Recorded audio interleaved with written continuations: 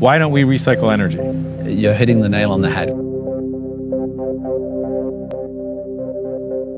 We would like people to be recycling their fuel in the same way as they recycle other things. Your technology is we're going to refine that energy, that carbon, out of the atmosphere, combine it with hydrogen and water, and then that's the same as gas or jet fuel? Yeah, it's chemically the same. No pollutants. So, for example, our diesel burns completely clean. None of that black smoke you see from trucks when they go up hills. Right. Completely clean. But yeah, it's chemically identical. So this is our plant. Great to have you here. Everything here is a working model, full process working, and we are capturing CO2 from the atmosphere right here.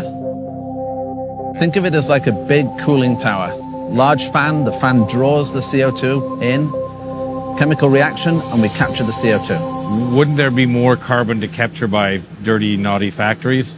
No, it's uniformly distributed. So we could put one of these plants in the middle of Beijing, or we could put it in the middle of the Sahara Desert. You would capture the same amount of atmospheric CO2. So we as a species have put it in, so we as a species should be taking it out. Well, that's our choice, but I think we have to, or find somewhere else to live. This is the fuel that we make. It looks exactly the same as any other fuel. Right. It's very, very high chemical performance. Right. Higher performance fuel than the stuff you buy at the pumps today. So it's better than the pumps, it's carbon neutral, and theoretically it would be cheap to make because you're refining the energy that's already out there in the atmosphere. Yeah, you're using the CO2 from the atmosphere. Your only feedstock, the only thing you're consuming is renewable electricity. Right. Now here's the interesting thing. A carbon neutral fuel that's compatible with any vehicle in the world today. Right. So that car you just drove up in, we can make that carbon neutral tomorrow. Wow. Any vehicle, any performance vehicle, any battered old truck, aeroplanes, we're compatible with all of those. Which is significant because nobody's making electric tractors or electric planes. Right. Do you have to do any modifications? No. Wow. So transportation is about 20% of the CO2 emissions. How are we going to decarbonize that? There's 1 billion cars in the world. So if we all go electric, $50,000 for an electric car, that's $50 trillion. Then you got to deliver energy and electricity to each car. It's a massive change. Yeah. Alternatively, why don't we just change the fuel?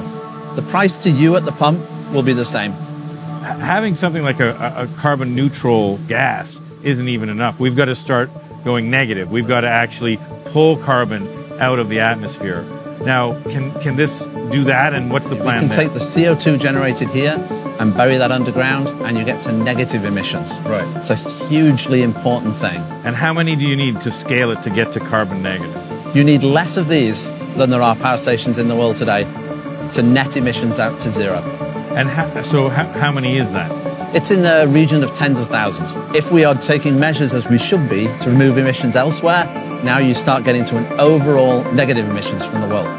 Why isn't the world rushing to Squamish, BC and saying, can we please make 100,000 of these? So first of all, we're open and ready to receive the world. Secondly, we've really just got to proof of concept here, and it's working. So the next step for our business is to expand across the globe, make carbon neutral fuel, and when the scientists and the governments decide that they need to do negative emissions, the technology is ready.